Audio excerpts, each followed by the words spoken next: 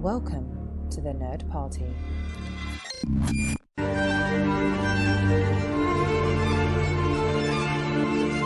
Hello and welcome to the A24 project here on the Nerd Party Network. Dallas King and I make our way through the A24 filmography, and along the way we bring you interviews with the talent involved.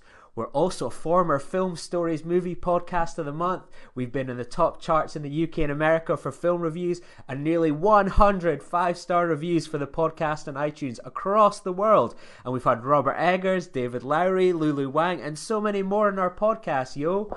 So in this episode, we're going to bring you our review of Red Rocket and preview some upcoming cast interviews from the movie and dive into the archives to learn about the writing team of Sean Barker and Chris Bergoch. So Dallas, I know I've been desperate to talk about this one for about 7 months now at this point.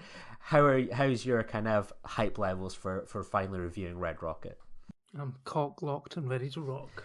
Yeah, so before we kind of dive into Red Rocket, to delay that just a little bit, we've got some A24 hour news, and in good timing mode, we actually got some news that dropped last night, and that is that A24 have now got 225 million extra to fund film projects. So the growth equity firm Stripes served as lead investor, and its founder Ken Fox will join the company's board, according to a statement. So collectively, participants in the round will own less than 10% of the business, suggesting a valuation of 2.5 billion for A24. So their founders and management will remain as majority shareholders, also according to statement.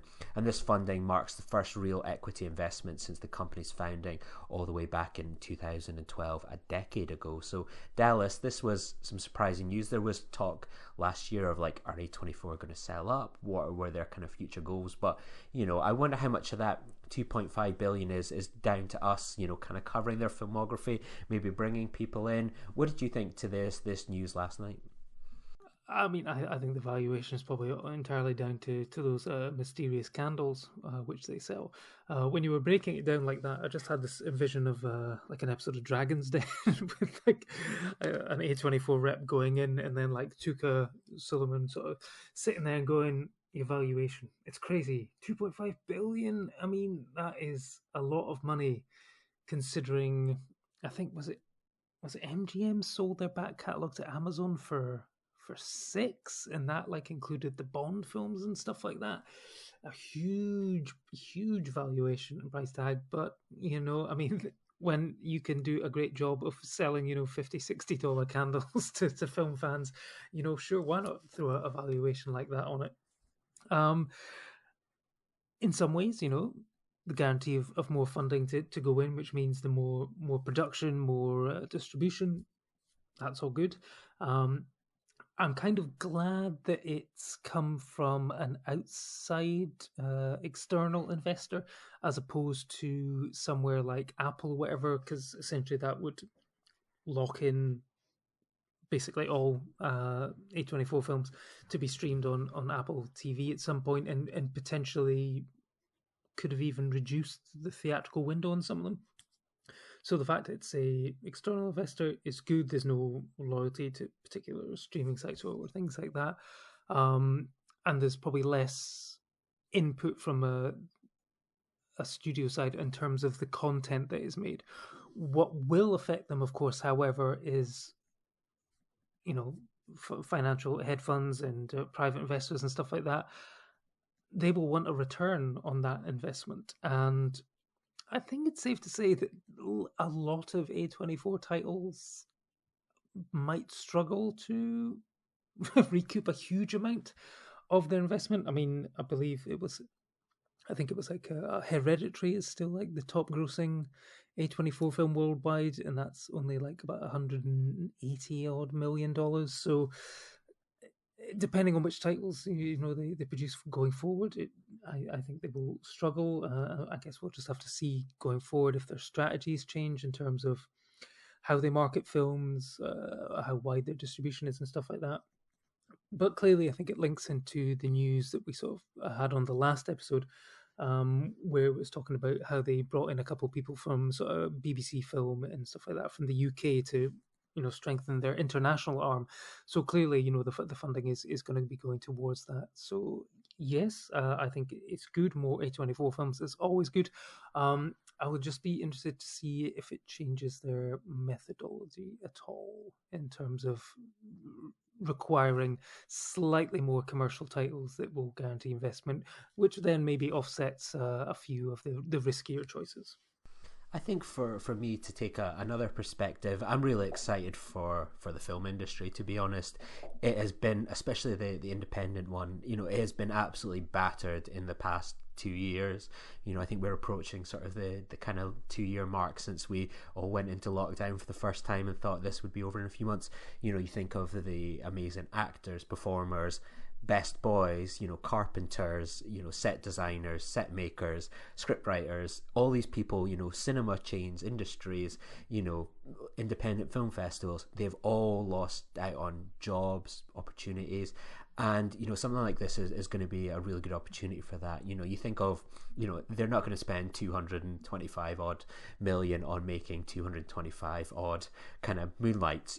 There's going to be a lot of things that are going to get invested in here, and a lot of talent that could find themselves, that they've been on the outside, they've had a rough few years, will find themselves now getting some really good employment opportunities, back to work. And I think that's a really strong investment in an independent movie world that everyone is always constantly writing off of, like, it's dying, Netflix is king, only people want to go see the big blockbuster Batman movies and Marvel movies, etc. This is proof that it is still a commodity. It can provide a return. And if I was in the industry right now, I'd be feeling pretty happy. I think this is real signs of recovery. Yeah, no, that's an excellent point. Yeah, yeah, we should see hopefully more investment in films. It's in probably smaller filmmakers who are looking to make that transfer from their sort of first feature, or even picking up more first features from film festivals to these filmmakers who are needing a slightly larger budget to go for that sophomore feature and stuff like that. So yeah, like you say, it's the omens are good. I just hope it doesn't affect the brand too much. And I guess we'll mark that kind of brand experience over the kind of coming years of, like, is it impacted? Will we look on these periods as a golden age or a change? So there's only one podcast to have a real time assessment of how those things go, but I think we finally kind of come to it, the opportunity to dive into Red Rocket. So for those not familiar with it, it's been out since December in America. It's finally arrived in UK cinemas this weekend. Finding himself down and out in Los Angeles, ex-porn star Mikey Saber decides to crawl back to his hometown of Texas City, Texas, where his estranged wife and mother-in-law are living. Just as this dysfunctional family seems to be making things work, Mikey meets a young woman named Strawberry working the cash register at a local donut shop. He falls right back into his old habits. So, directed and co-written by Sean Baker, who returns for his second A24 film following the Oscar-nominated Florida Project. The film stars Simon Rex as Mikey. So, Dallas, what were your expectations going in and your reaction? I mean, I have to admit that I hadn't really read too much about it, which was surprising given the length of time it's been since it sort of first screened, and I've managed to keep my powder dry, thankfully. I mean, obviously, I was going in with the chimes of you with 5 stars, best film of 2021 in my ears. But I didn't know huge amount, just the basics of the plot, but I did know that people were sort of giggling sort of on film Twitter at the fact that Licorice Pizza was getting all this discourse over the age gap between the two leads in that one, and they were just saying, well, wait till people see Red Rocket. I'm sure they're going to have something to say. But I've never really actually seen it. I don't know if that's just people haven't seen it, or if it's just some people who find it weird that when the age gap is, with an older woman and a younger person, as opposed to stereotypical, it's like, I mean, the age gap here is like pretty standard for a Woody Allen film that you would see, a guy clearly like in his 40s and a girl in her teens, of age, apparently, completely legal, but still a question mark above it. But yeah, no, I was pleasantly surprised, always liked sort of Tangerine and Florida Project with Baker's very sort of naturalistic style of filmmaking. And I watched the acceptance speech that Simon Rex gave a couple of days ago at the Independent Spirit Awards, where he basically said, it felt like a student film. It was shot during COVID. There was only about 10 of them. There was only a couple of actors. Everyone else was, just sort of real people from the streets, as it were. And yeah, I think that really sort of added to the feel of the film. It's dirty, grimy, icky at times, but I think it's all sort of held together by this larger than life character, one of these protagonists who is, let's face it, quite a awful person, but he just has something about him that you can't help but be enamored by, or at least sort of taken in by, hoodwinked perhaps, and you want to see him succeed despite everything that he's done. And yeah, I mean, I guess we'll discuss about whether or not he actually achieves that or not.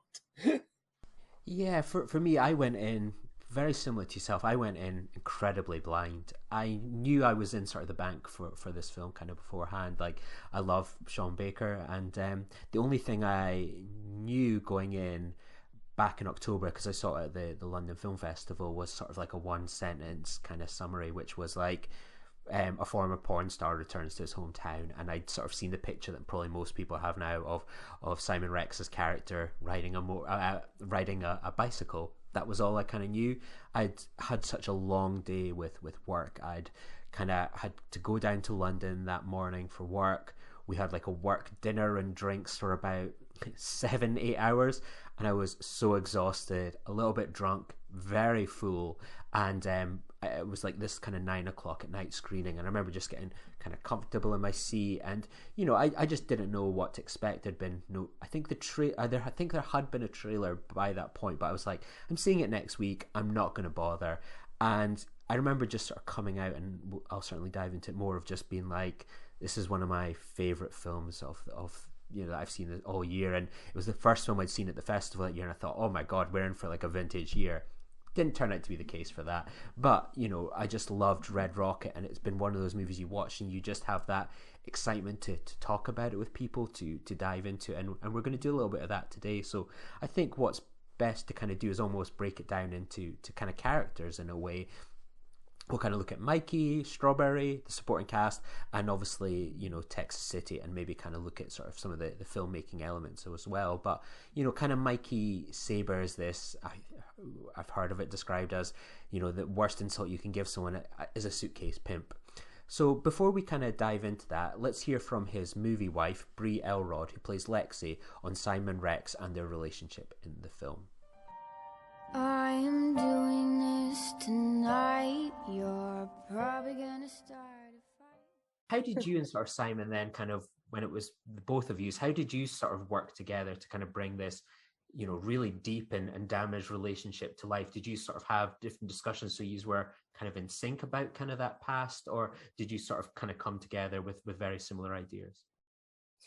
Well, it's interesting because, part of the fun of movies and plays is that people say things about other characters, and then it's up to you to decide whether you believe that that's true or not. And so Mikey in this film says so much about Lexi that it's just like, she's the reason I'm like here, and she fuck her, and so as a character, as Lexi, I have to decide, is that something that I believe? Do I believe it went down that way? Oh hell no, it did not go down that way. So like I think we did not have the luxury of time to sit around a table and like really get into like, what were the meals we probably made for each other in LA after a big porn shoot? Like we didn't have that. We went through that first scene a couple of times the day before we shot it. And then really from there, I think it was almost an instinctual thing with Simon. I think we just kind of found, oh, this is the kind of like, I hate you, but I also want to fuck you, like chemistry that that is necessary for that. Because otherwise you need to believe that they really love each other in some maybe broken, but beautiful and hard way, or else why would she let him back in? I mean, and not only she let him back in, she walks to him in the beginning. It's not like she's like, he walks in, she tells him to get off and then she walks to him. So there is some kind of like animal draw. And I think we all either have had this experience in our lives or we know friends who are like, why are you with it?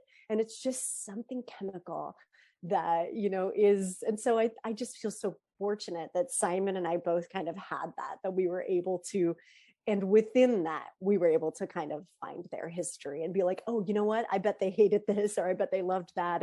And even some of the things he does, like, and I love the donut shop scene so much because you get a real sense of what they all were like together when it was working, like when they were happy of like, don't eat that donut. Oh, give me some napkins, like it just kind of works in a weird way. Yeah. And I suppose that's the joy of his character is there's so many ones where you're like, he is being really generous. Like, as you say, it's even maybe it's napkins or get the donut holes if you want it. But then there's at the same time, it can also turn you going, then you'll just like immediately rush you on because like yous are no longer important in that moment. And it's like, you're like, my belly's full of donuts. Just give me a moment. I'm not going to eat it on the street. Yeah, exactly. And that's one of my favorite moments in that scene is where this is all Simon, where he opens the door. He's like, let me get the door. And then he walks in first. He says, let me get the door, as if he's holding it for them. And then he walks in. Oh my God. I mean, there's like not a better like metaphor for, and of course, when he crashes the bike that went into just this playful disregard of human property or like personal property, because that's Lexi's bike and he just crashes it into the wall because he's on a mission to do something else, so yeah, I think that there are several of those moments in there that are just delightful. What is Simon like as an actor to kind of work alongside? He is, I was really impressed with his ethic, with his willing attitude. He had just kind of this openness and was ready for anything. And given the precariousness of the situation, we had a very small crew, like 10 people. Everyone was masked when they weren't doing scenes. We were getting tested for COVID every 3 days. And of course, because of the nature of the world at that time and currently, there were limitations. And so there were things that would happen on the fly that'd be like, well, someone, who we cast, who's a local person, actually has to be at work at 5. They thought, they have to cover for someone. So like, we're not going to be able to shoot those scenes. So we have to do this. And Simon was just like, yeah, okay, let's do it. I mean, even if it required him, it wasn't something he had prepared the night before. He was just such a can-do spirit. And I think that just like created such an amazing environment for everyone. He was like a cheerleader for people. He would tell people good job. He just was so positive. And so I feel so grateful to have worked with him because, and I remember him saying to me early on, he said, Bree, this is a really rare thing that first of all, this is being filmed on film. This is like, we don't have like unlimited takes. We can't do 400 takes because it's digital. We have to do maybe 6 if we're lucky and then go, like one of those takes has to work. And he's like, and the fact that Sean Baker is allowing us the opportunity to play and to improvise in some of these moments, like what a gift to be able to do that. And that is so trusting of him, and also just kind of speaks to his collaborative spirit that he's like, I trust you. These are the given circumstances, go. And, I would say that 20% of it was improvised and 80% was scripted. But Simon's wonderful. And I just talked to him yesterday and he called me and just was like, I just wanted to, thank you because, this award I got is just as much yours as it is mine. And, he's like, I feel like you really, you helped me up my game. And I feel like we both like found our way through this. And he's just, that's the kind of person he is. I mean, he's just so generous. And, it's because he has been in the business for a long time and he's seen the fame and, he's seen it all. And so he's approaching this with such a level-headed, playful groundedness that is just really inspiring. So I loved him. Bye, bye, bye.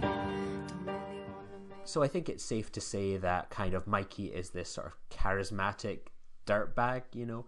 It's possible not to sort of draw parallels in this film where, you know, this takes place in kind of the summer of 2016, you know, Donald Trump's speeches playing on the background as he sort of accepts kind of nomination for the Republican nomination for president. And you kind of see a lot of parallels between sort of like Trump and kind of Simon Rex, where there's even the people that really hate Trump can't help but sort of be caught up in his almost charisma, bizarre way that he views the world, but they're both incredibly, you know, narcissistic, selfish individuals that, you know, he comes home and he is hustling everyone, you know, and immediately kind of comes home, wants to stay with his like ex-wife. Well, they say ex-wife, they're still married, and their mother-in-law, you know, he's saying, I'm going to mow the lawn, I'm going to do this, I'm going to get a job, I'll pay rent, etc. Then he starts to hustle sort of drugs, and he's told at that moment, don't sell to the hard hats, which are like these people that work at this huge, incredible oil refinery, because why would you want to get people drugged up that run a huge oil and gas plant on your doorstep where, you know, being under the influence of drugs could potentially destroy your town? And, you know, he's, you know, sort of grooming this young woman to even have an opportunity to kind of return to porn. But he does all those things, but it's left to you as an audience member to just go, well, what do you think of this character? And it's impossible not to be caught in his wake sometimes of pure charisma and go, yeah, I could imagine sitting enjoying a drink with him, or kind of giving him the benefit of the doubt. But there always seems to be a moment for people where, whether it's him knocking back his wife, reaching out to see if they can potentially make their relationship formal again to give her the chance to get her kid back, or is it the potential grooming element? There's got to be a moment with this character where you do draw the line and kind of look at yourself and go, oh, he got me too as an audience member. Yeah, no, he's simultaneously, you know, charismatic and utterly charming, but then also thoroughly repellent. It's like a snake oil sort of a salesman, I guess. And yeah, the sort of parallels with Trump about someone who is a thoroughly horrid human being, but is able to cast a spell over people and, you know, say the right things to get what they want, even if, let's face it, you know, certainly we found out with Trump, you know, you don't even have to believe it themselves. You know, they'll say anything to get ahead, and this is, I guess, in some ways, you know, this trip back to, you know, he's gone back to somewhere where he never wanted to be, but he's hit rock bottom, and he's thoroughly on a mission to make Mikey great again, I think. Yeah, that's a great way to view it. And, you know, what did you make of Simon Rex's performance? I mean, I'm so happy for him that he won, you know, an Independent Spirit Award for his performance the other day. I mean, completely deserved. What did you think of this performance? Well, I mean, I had signed up to the Film Independent Spirit Awards this year, and I have to say that I did indeed vote for him. I thought it was a fantastic performance. Just every single moment he's on the screen. I mean, to create an empathy with the audience for a character that awful it takes some sort of skill. And, you know, the fact, you know, I haven't really seen him in really anything else. So not even going to admit to being a Scary Movie fan, Dallas? I think I've only seen the first one, maybe the second one. I believe he was in the third, and I haven't seen that one. So yeah, no, didn't really know much about him. But I thought it was just a fantastic performance, and yeah, I mean, the great things are on the rise for him off the back of this. But I guess, you know, he said himself in the speech that he basically, you know, hit rock bottom. You know, in his acting life, he wasn't really getting any callbacks and stuff like that. So yeah, why not take a shot and swing for the fences with a character like this? And I'm just really glad that it's paid off for him. So yeah, that the film it really hinges on that performance, like to make this film work. Oh yeah, totally. If it had been a different actor who was maybe just, you know, slightly more well known or something, I don't think it would have landed the way it did. It's a very, very fine line that he's got to walk, and I think he does it perfectly. It's an easy comparison to make, but he almost reminds you sort of Adam Sandler in Uncut Gems. You know, you might not to the outside, it might not be the most conventional choice in the world for a film like this, but there nearly in every single scene you need to almost be rooting for this character, but at the same time be sort of reviled by the decisions that they're making, and that's something that's really, really hard to do, and sort of, you know, expecting an audience to kind of ride along with you for as long as they do.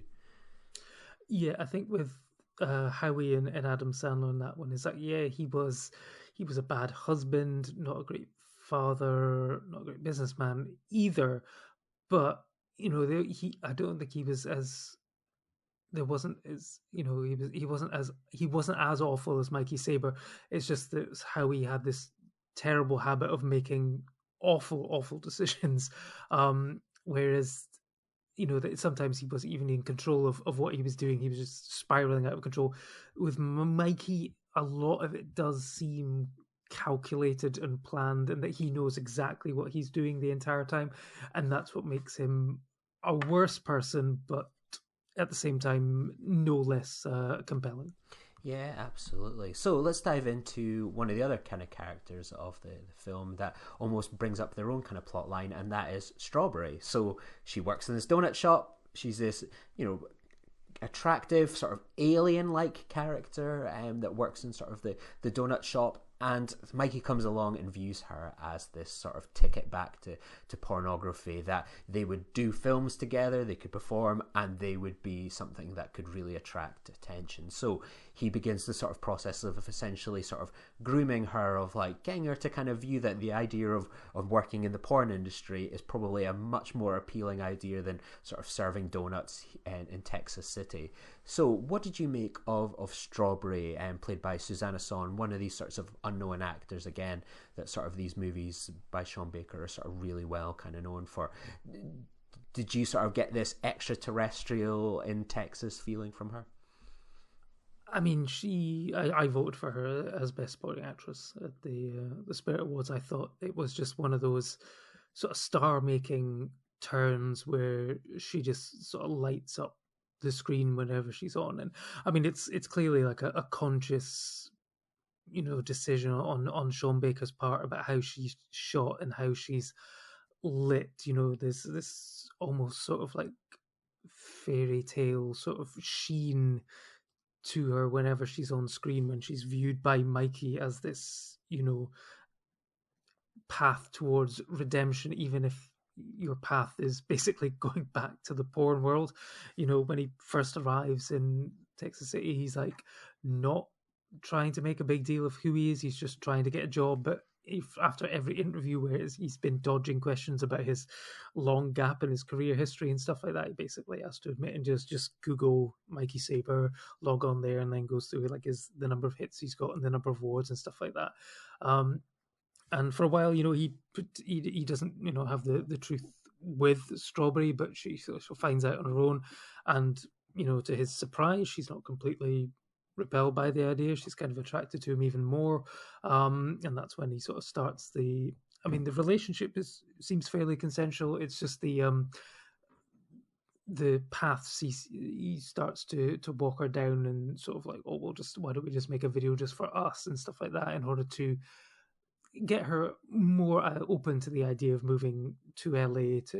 I mean, it's. I don't think he ever really sort of states his full plan to her. It's just like, if I can just get her on the bus and get her to LA, then, you know, she'll have no choice, and we can just take it from there. It's just getting her on the bus. And yeah, it is very sordid and seedy, but I mean, I think a part of it is, it's like, I mean, I think it's again to the strength of her performance that you kind of buy into this relationship as well, in a really sort of weird way. And yeah, definitely one of the most interesting and unexpected covers of an NSYNC song that I've heard.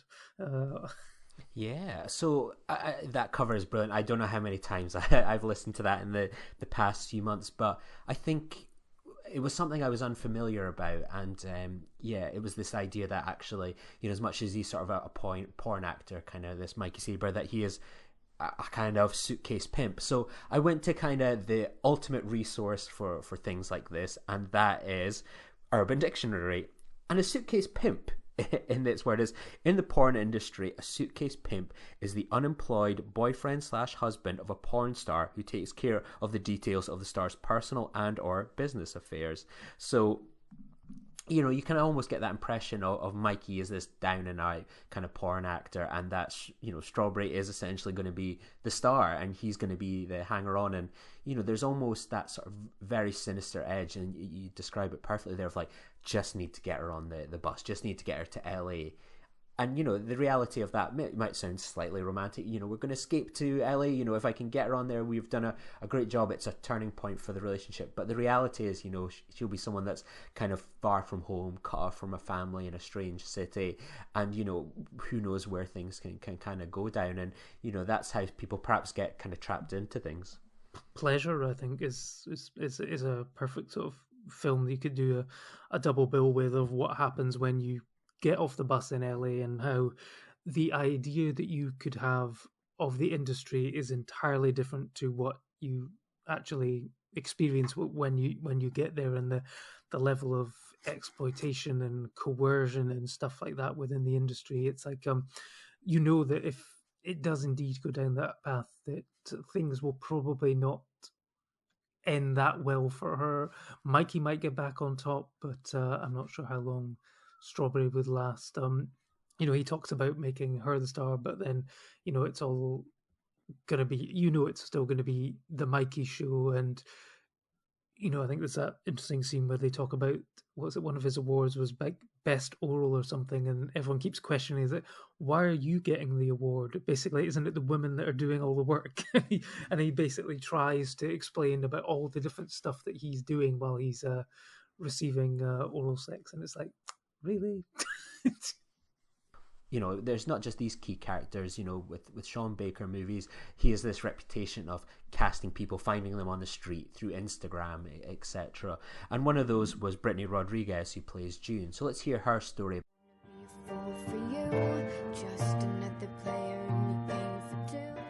We're kind of familiar with the stories of how Sean Baker finds talent to star in his films, and you joined that list.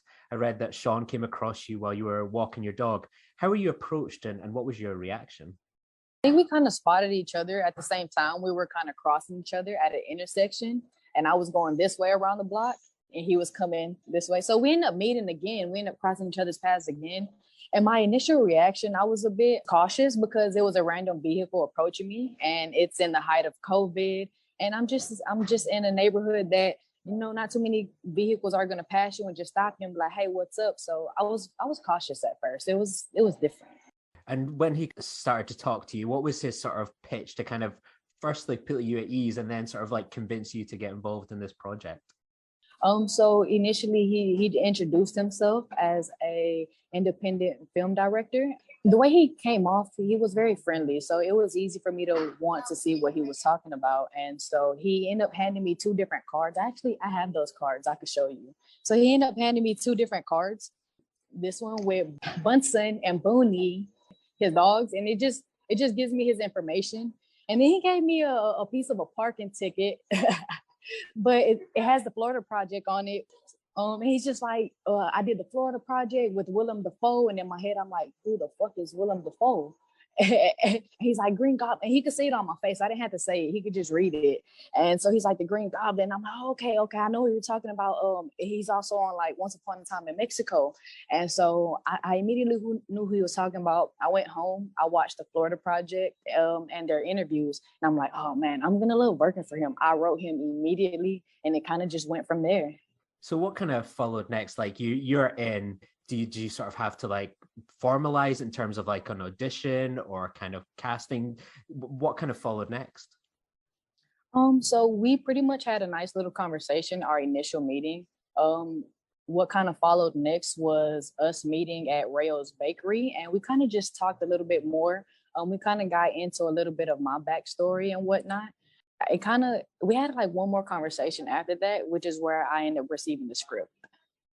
And was it always the character of sort of June that he had you in mind for, or was it just sort of like, here's the script, let's see what we can kind of find for you? It was June from the beginning.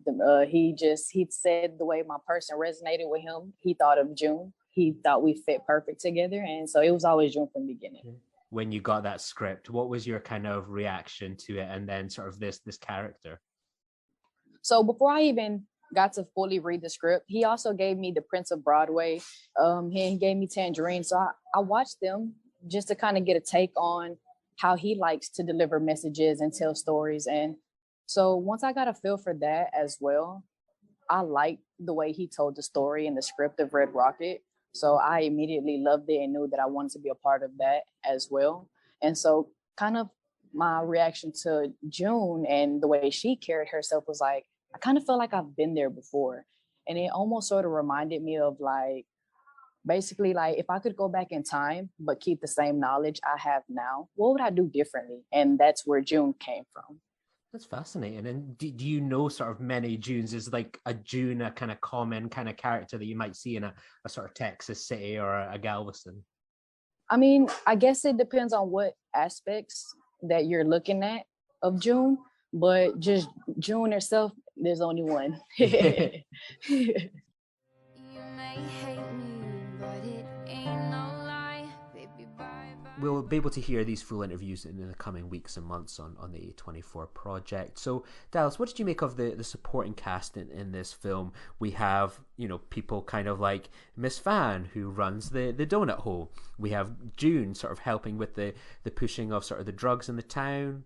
Leonidra, sort of her mother. You know, we have all these like different kind of little characters that kind of drop into the film. What did you sort of make of this supporting cast that was completely made up of unknowns? And I think we've got to obviously give a huge shout out as well to Brenda Diaz, who obviously sadly passed away a few weeks ago on Valentine's Day, and who played Leo in the movie. You know, she sadly passed away, but one of those incredibly kind of unique performers that I swear I'd seen her in a film before.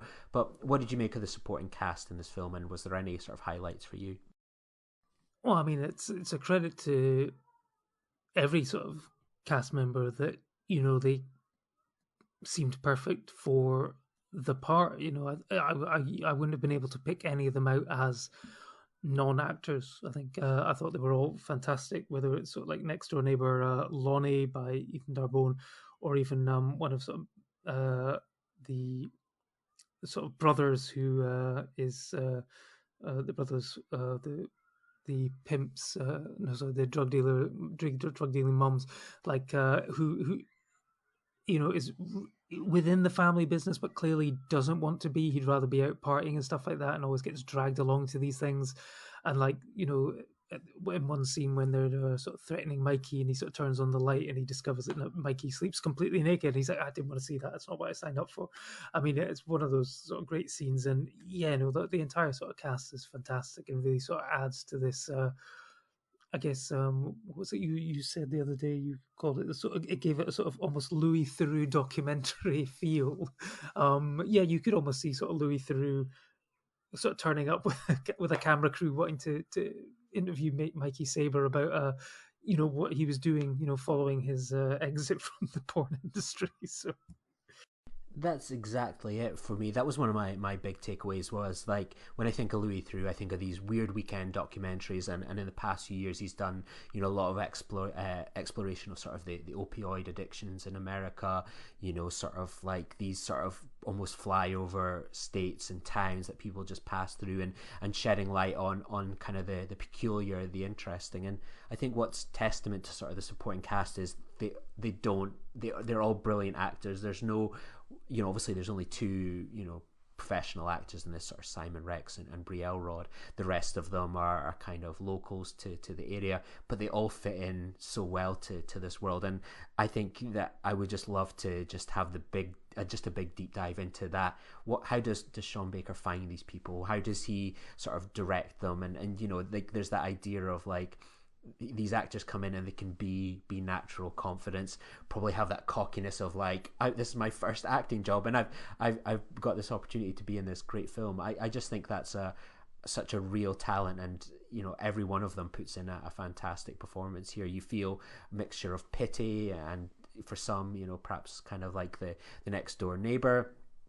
you've got the appeal of wondering what it is like to be in this town, and how they, they sell drugs, but they've got kind of their ethics and values, and they all feel lived in. And I think that's what I found interesting. Obviously one of the big characters in the film, he may be in every single scene as Mikey, but is Texas City. We see these refineries the whole time, how the light of the flames, or the systems, or the test systems that they have there, kind of shine lights onto these houses, these areas. It completely dominates it as well. And even sort of the donut hole, it looks like it's out of a Wes Anderson movie, for example. It just doesn't look like it belongs in sort of this town area, but it's there. It's just kind of perfect. What did you sort of make of Texas, of City as a character? Yeah, I mean, I guess just even thinking back to the was it the Magic Kingdom, or no, was it called that? The hotel from Florida Project with this sort of bright pink exterior and stuff like that. Yeah, it was something called, very similar to the Magic Kingdom, and there was that couple that turned up thinking they booked for Disney and then were horrified when they'd actually turned up. I guess, yeah, maybe he's sort of like the American underclass, sort of grittier version of Wes Anderson with his color palettes and stuff like that.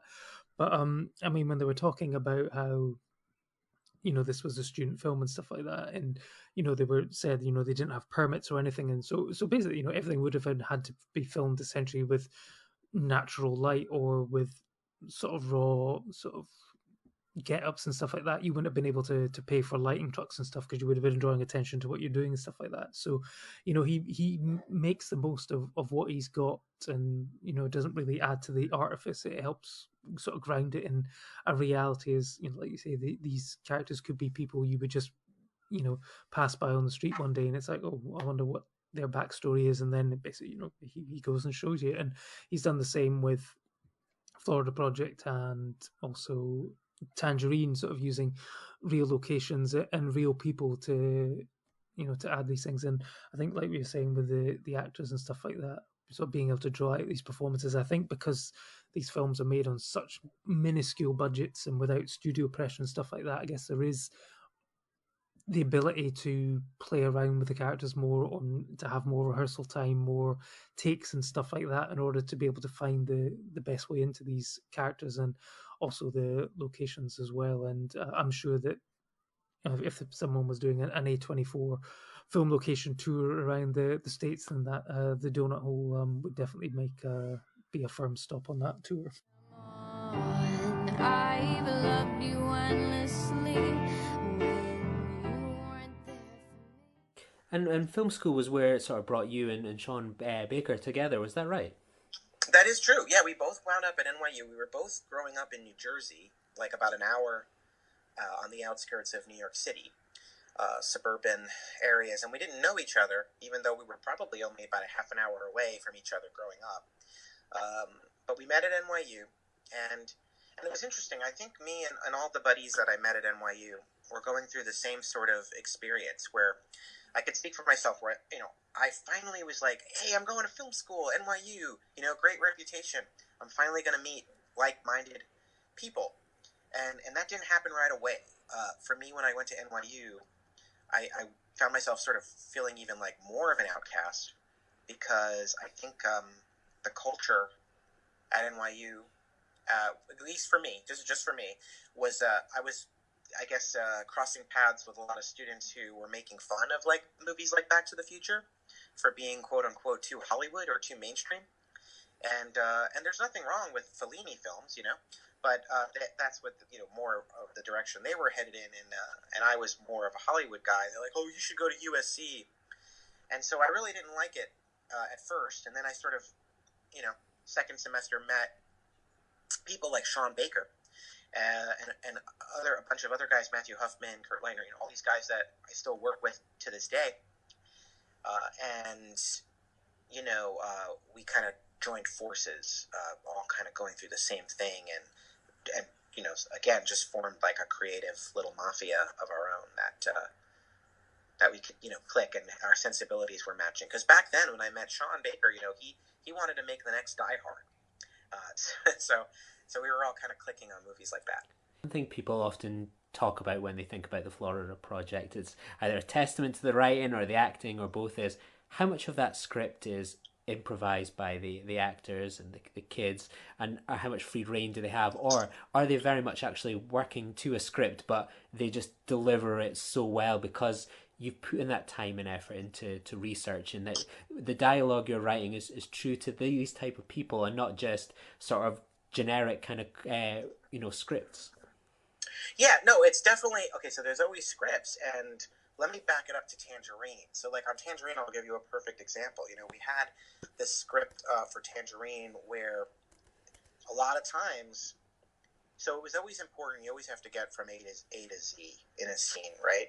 And the scene should always be moving it forward. And a lot of times, there's little key bits of dialogue that need to be hit for that reason. But lots of times, it was very collaborative with Maya and Kiki on the set. Because let's say we had a line of dialogue in there, and it said something like, I'm trying to think here, it just said something kind of simple, like, that is not cool. And Maya would just be like, no way, I am not saying that. Like, all right, what's the problem, Maya? Why won't you say that? And she's like, that is not what I would ever say. Okay, how would you say it then? And she would be like, that is not the T. And, that's an example of something I would have never written that is not the T. And you have this great line of authentic dialogue that rings true because of that. So it's basically this collaboration where she's saying the same thing that was written in her own way, and that really helps.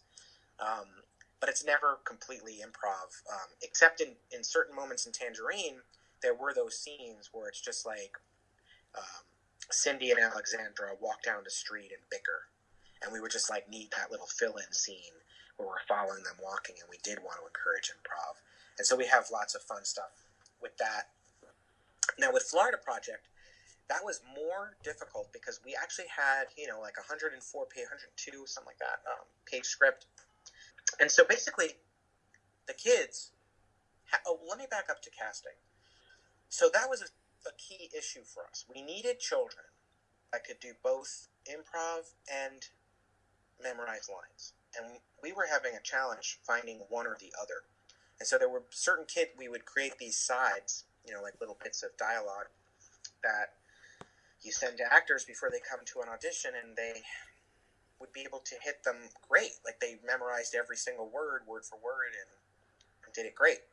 And then when we would do some, little improv exercises, I remember one that we would always do, because we knew the pool would play into the film. So we would just be like, all right, so there's these 12 and 13-year-old boys in the pool. They don't know that's your pool, so go kick them out. And they wouldn't know what to do. They just were, frozen, and they were just like, get out of the pool. So that was tricky. And then we would find other kids who could do that exercise amazing, and they were, cracking us up, but they were freezing up whenever you gave them the script. And they couldn't do that. They couldn't memorize lines or, act them out. So that was a challenge. And when Brooklyn walked into the room, we were getting into panic mode. There was only 1 month to go before production was supposed to begin. So we're in May of 2016, where we were scheduled to start shooting June. And we had no Mooney, and we had no Jancy, and it was terrible because we're like, are we going to have to delay production? The whole goal was that we wanted to shoot in the summer when the kids were off from school. And so then when Brooklyn walked in, it was amazing because she just walks in, and before we even get going, she walks into the room and she's just like, okay, before we begin, I've got to do my warm-up exercises. And she starts doing these push-ups. And we're just like, okay, and we're already thinking this is so Mooney.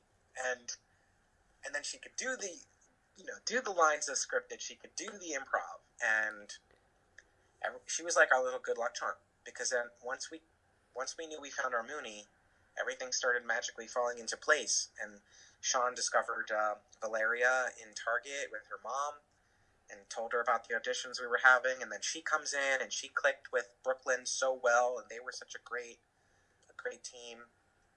And Christopher Rivera, who played Scooty, and they can all do it all.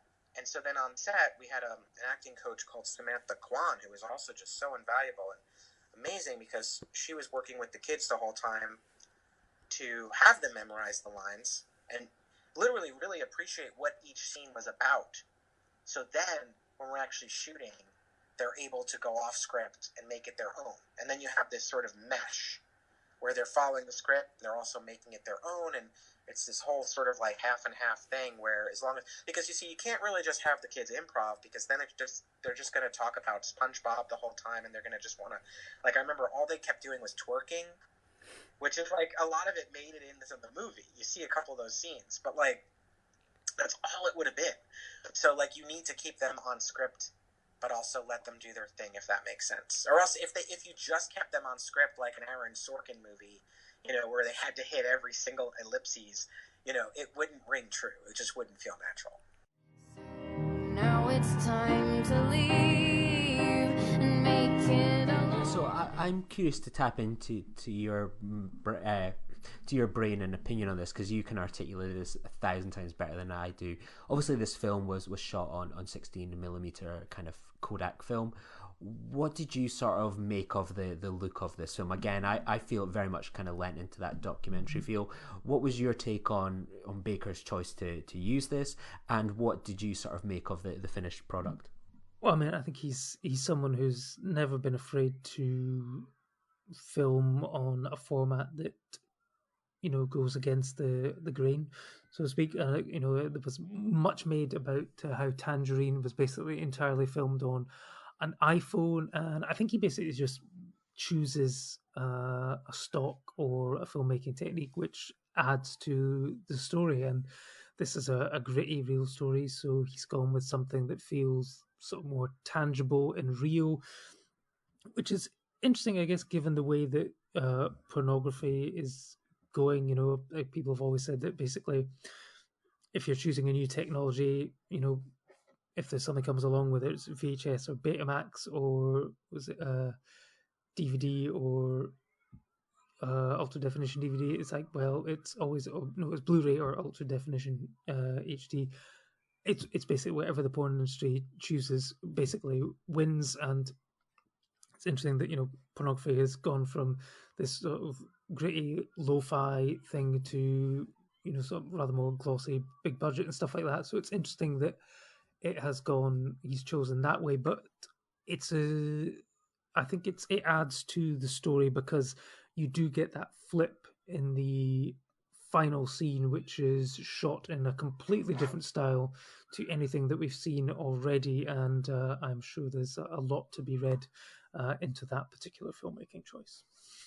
I think for me, I want to expand upon it a little bit of like, what does make this kind of like my favorite kind of film of last year, and why I think people should see this out. And I think ultimately why Red Rocket is unfortunately a rare kind of film these days, that this film for me wouldn't look out of place in the 70s, the 80s, and you know, it almost feels like a freak occurrence to me that it's got so many screen times at my local Cineworld. It's got like 5 showings on a Friday night, and I was like, I expected the film to maybe have like that traditional 8 p.m. or maybe 10 p.m. thing where they just kind of bunk it off and give it a token screening, but it's there. And you know what I love about this film is, you know, as much as we want to talk about kind of comic book movies, or you know, take the recent Batman for example, when people talk about these movies, there's so much things where they talk about, well, you know, is the person a good Batman or not? What did you make of the CGI? What were the plot? What's the sequel, etc.?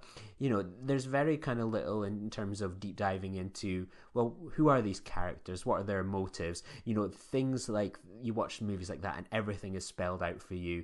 Here, like, this is a film that's presented of its characters without judgment, and you can come out of the cinema afterwards and go, oh, Dallas or Kate or whoever, what did you make of the film? And you might get wildly different reactions, or there might be points that are potentially triggering for some people, and for others they're like, oh, I just love that it did this and this, and this was my opinion, and this is what I thought of the end. And that film, that's so rare to get, and I just think it's on paper it's a very simple story and film, but it's brought to life by like a really great script of fascinating characters with such incredible performers behind it, and people that have kind of got no background in acting, and I'm completely fooled by that. And I just feel when I watch a Red Rocket, I'm like, oh, I love it, but I want to have multiple red rockets a month. I want to have a top 10 of the year where there's loads of films like this competing for attention, as opposed to them being the outlier. And I just think, as great as the film is,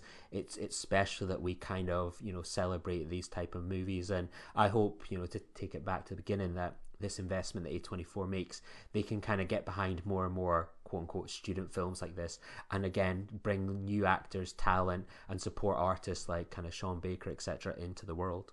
Yeah, I mean, given that the Batman is the closest I think we'll probably get for a while to an A24 superhero movie. I mean, as long as Pattinson does, you know, 1 for them, 5 for A24, I think we'll be all right. But, you know, credit to, you know, Universal in the UK, which is, you know, looking at the film distributors website, you know, they are rolling this out in 100 plus locations this week. And to get an 18 rated film, you know, 3 to 5 screenings a day, when, you know, they could have easily given up, you know, loads of screens just to Batman, and I mean, Spider-Man's still going as well. So to be able to get that kind of pull in the cinemas, to have like places like Cineworld and View having this 18 rated film about a porn star who basically grooms an underage girl, you know, all credit to them. And it's going to be interesting to see what audiences make of it. You know, are they willing to give something like this a chance? I guess we'll see on sort of Monday when the box office figures comes in. But yeah, we'll have to see if it's a breakout hit. I think there's certainly people, while they may not know a former porn star, they will know, or maybe have experienced that type of character. Maybe someone they used to go to school with who's been out of town for a while and has come back, and, you know, it's, you know, hit rock bottom, or they knew that kind of, they've known those types of people who've maybe run with the wrong crowd or try to be exploitive or just been really manipulative and stuff like that. So I think the character, while specific in being a former porn star, there's enough people who have experienced that kind of person that I think they still will be able to connect in some way to the film. And yeah, it'd be interesting to see if it manages to break out here in the States. Not in the States. We're in the UK. Why am I in the States? I have no idea. Is that deep dish pizza I ate yesterday? That's exactly it. Well, I hope people enjoyed our review and some previews of our interviews to come. And as I say, do check out our initial interview from a good few years ago, actually, now with Chris Bergoch, the co-writer of this movie and the Florida Project. And yeah, we'll be dropping our full interviews with Brittney and Bree over the coming weeks and months. So thanks very much for listening, and bye.